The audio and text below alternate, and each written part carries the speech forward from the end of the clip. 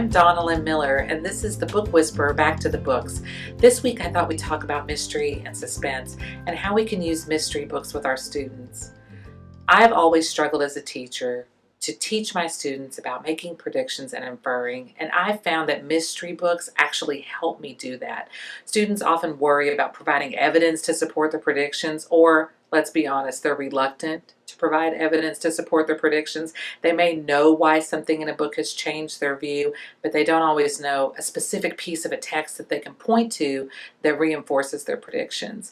Mysteries, because we're often as readers of mysteries following clues that the author has given us in order to solve the mystery, to solve the crime, gives students some concrete evidence that they can use to support the predictions that they're making. It's also fun to read a mystery and try to solve the mystery in advance of the characters, and many students get excited about making predictions and following those predictions and inferring things from the text because they want to beat the characters to the solution. I have 4 wonderful mysteries to share with you this week that are featured this fall in the Scholastic book fairs. Sarafina and the Black Cloak by Robert Beatty is an exciting mystery that's full of evil forests and creepy men in black cloaks and a young girl trying to solve a mystery before more children are lost.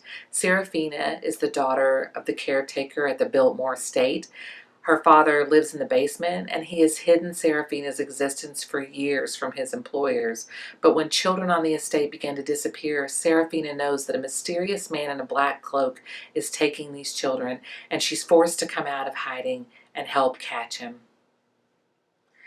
Mary Downing Hahn is a legend, and I know that my students will pick up a book just from her name alone because they have expectations they'll be a little terrified and that they'll enjoy a great mystery. Her latest book is Took, and it follows a young boy and his sister who moved to rural Virginia, and the children in this small community don't embrace them. They don't welcome them in. They're very much the new kids in town, and they terrorize Daniel and his sister with stories of Old Auntie, a mysterious witch ghost woman who captures children and keeps them for 50 years.